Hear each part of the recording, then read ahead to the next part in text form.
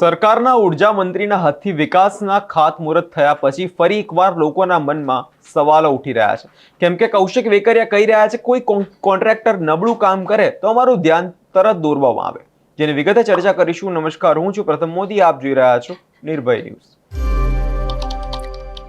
નવનિયુક્ત ઉર્જા મંત્રી કૌશિક વેકરિયા આજે ખજૂરી ગામે 2 માર્ગોના ખાતમુહૂર્ત પ્રસંગે એક નિવેદન આપ્યું કે કોઈ કોન્ટ્રાક્ટર નબળું કામ કરે તો અમારું ધ્યાન દોરો. પણ એ પ્રશ્ન એ છે, ધ્યાન દોરવાનું કામ લોકોનું, કેમ કે સરકારી સિસ્ટમ, ઇજનેરો, માર્ગ મટીરિયલ ચકાસણીની મશીનરી ક્યાં સૂતી છે? વર્ષો સુધી કરોડો રૂપિયાના કામો થતા રહ્યા, પણ રસ્તા 2 મહિના ઉખડી જાય છે, નાળા અડધે અધૂરા રહી જાય છે, ગ્રાન્ટ આવી પણ કામ નહીં દેખાતું. તે લોકોનું ધ્યાન દોરવાનું કામ છે. કેટલી ફરિયાદો કરવાની? સરકારે સ્વીકારી લીધું છે કે કોન્ટ્રાક્ટર પણ તેમની પકડ નબળી છે, કારણ કે જો પકડ મજબૂત હોત તો આજે ઉર્જા મંત્રીના 5 લોકોની ટીમ બનાવવાનું ગ્રામ્યજનોને ના કહેવું પડતું. કેમ કે ઉર્જા મંત્રી કૌશિક વેકરિયા તો કહી રહ્યા છે તમારા ગામમાં ગુણવત્તા ચકાસવા 5 લોકોની ટીમ બનાવો અને તે લોકો ચેક કરશે કે આનાથી સાબિત થાય છે કામ સરકાર કરે છે કે ગુણવત્તા ગામ ચકાસણી કરશે. સાંભળીએ તેમણે વધુમાં શું કહ્યું હતું. થોડું ટ્રાફિક છે, રસ્તો પહોળો કરી દો, થોડોક સમય લાગશે, એ પણ બાકી નહીં. તમારે જે ડબલ પટ્ટીવાળો રસ્તો કરવો છે ને, એ પણ આગામી દિવસોની અંદર આ ભારતીય જનતા પાર્ટીની સરકાર દ્વારા જ થવાનો છે. મિત્રો, વિકાસના કાર્યો માટે ક્યારેય ચિંતા કરવાની જરૂર નથી. જે રીતે નરેન્દ્રભાઈ અને ભૂપેન્દ્રભાઈની સરકાર ખાસ કરીને અમરેલી જિલ્લામાં, અમરેલી વિધાનસભામાં ઉદાર હાથે પૈસા આપી રહ્યા છે. અત્યાર સુધીના તમે તાળા મેળવી લેજો એટલા પૈસા તમારા કામમાં આવે પણ કે મિત્રો એ પ્રકારનું જ્યારે કામ થતું હોય ત્યારે સવિશેષ આપણી પણ બધાની જવાબદારી બનતી હોય છે.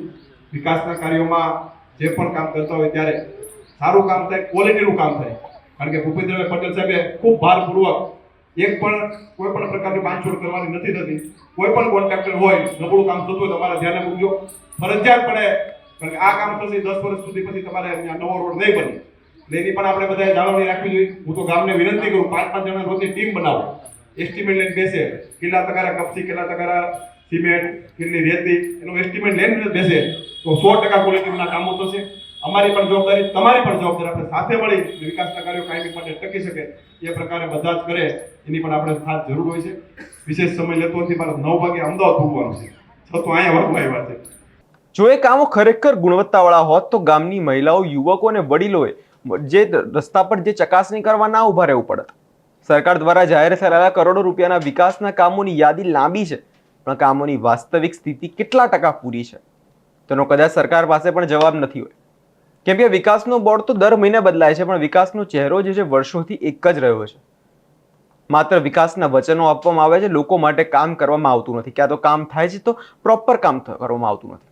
કૌશિક વેકરિયાનું નબળું કામ નહીં ચાલે, પણ વાસ્તવિક એ છે કે ગ્રામ્ય વિસ્તારોમાં વર્ષોથી રસ્તા ઠીક તો થાય છે પણ ટકી રહેતા નથી.